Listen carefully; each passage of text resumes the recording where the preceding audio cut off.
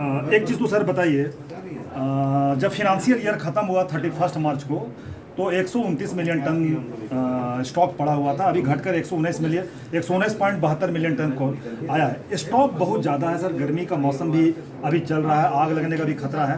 तो पावर प्लांटों के पास अभी पर्याप्त मात्रा में कोयला है। स्टॉक क्या डिमांड नहीं है, कोयल सप्लाई थोड़ा ज़्यादा होना चाहिए, तो वो नहीं हो पा रहा है क्या? ऐसा है कि कोल पहले से अधिक उत्पादन हो रहा है। खपत की जो लिमिटेशन है सर जितना है उतना है जी। तो कोल का उत्पादन अधिक हो रहा है, इसलिए कोल स्टॉक में आपके यहाँ पड़ा हुआ है। याद करिए उस बात को कि कोल के अभाव में पावर प्लांट पहले बंद होता था। तो निश्चित रूप से हम लोग का प्रयास है कि हम लोग का कोल अब विदेशों में भी बिके, हमारा कोल निर्यात हो, इस पर भी हम लोग फोकस कर रहे हैं। और जितना आपका कोल स्टॉक दिख रहा है, अभी देखिए जो इस देश के अंदर एक पूरे विश्व में गैस पे, पेट्रोल पे जो चर्चाएं चल रही हैं, हो सकता है कि कोल की ज़रूरत हमको पड़ जाए अधिक।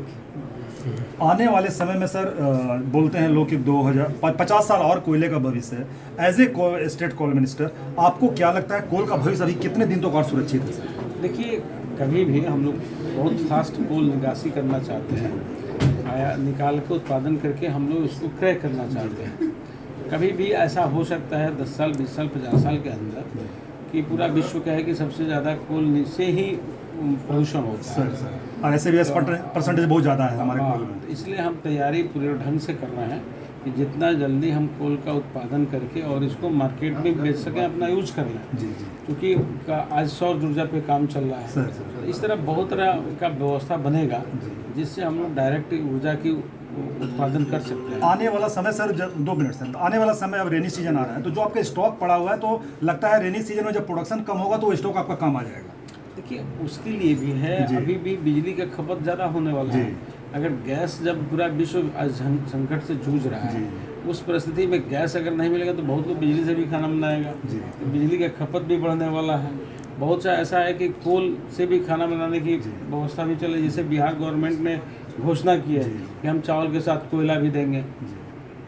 तो इस परिस्थिति में कोल अगर स्टॉक है तो ये अच्छा बात है। अभी कोयला मंत्रालय ने सर एक मिशन कोकिंग कोल बनाया है। अभी about 210-15 million ton per annum हर साल आप विदेश से, ऑस्ट्रेलिया से, दूसरे जगह से कोकिंग कोल आयात करते हैं।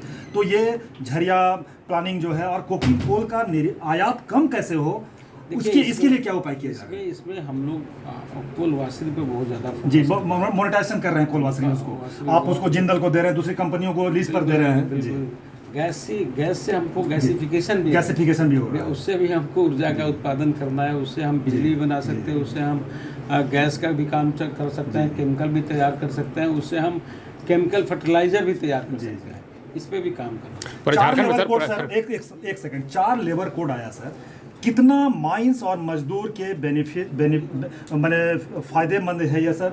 और क्या जेबीसीसीआई सुरक्षित रहेगा? 12वां जेबीसीसीआई जब आएगा तो ये 4 लेबर कोड से लोग डर रहे हैं कि अब जेबीसीसीआई नहीं होगा, वार्ताकार परिषद होगा, नेगोशिएबल काउंसिल का गठन होगा। एक मिनट सर, याद करिए जब जीएसटी आया था तो बहुत बड़ा उसको बवाल, नोटबंदी जीएसटी जब आया था बहुत बवाल हुआ था। क्या उसका बेनिफिट मिला नहीं देशवासियों?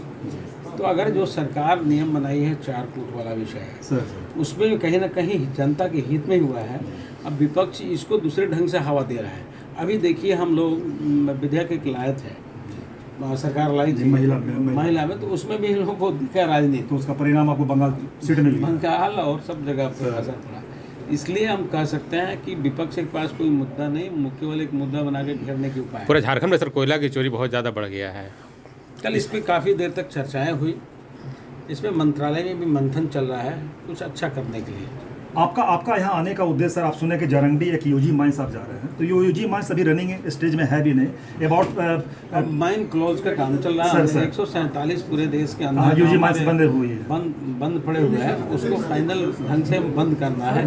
क्योंकि एक माइनिंग करके आप छोड़ देते हैं तो उसमें अक्सर लोग जाते हैं कोयला निकालने के लिए, भूस्खलन होता है, उसमें दब के मर जाते हैं। बदनामी कोल ब्लॉक का होता है, कोल इंडिया का होता है। इसलिए हम लोग उसको फाइनल क्लोज कर रहे हैं। बीसीसीएल में बहुत तेज गति से सर इधर 2-3 महीना में भू धसान हो रहा है। झरिया जो चल रहा है जो प्लानिंग सर, उसमें अभी कितना विलम्ब है सर? देखिए, उसमें आजकल हम लोग रिव्यू किए हैं उसमें बहुत सा काम जो करना है, जो जीवन से बहुत जुड़ा हुआ काम है, जैसे स्वच्छ पानी की ज़रूरत है या स्कूल की ज़रूरत है, रिहेबिलिटेशन करना है, भवन की अच्छी व्यवस्था हो, अगर मवेशी लोग पोसे हुए हैं तो उसके लिए भी चाहिए रैन बसेरा टाइप का।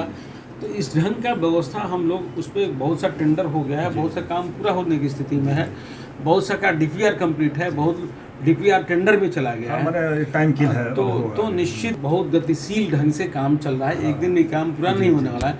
हम उम्मीद करते हैं जिस गति से काम चल रहा है बहुत जल्द हम अचीवमेंट करेंगे। प्रभातखबर.com, विश्वास वही, रफ्तार नहीं।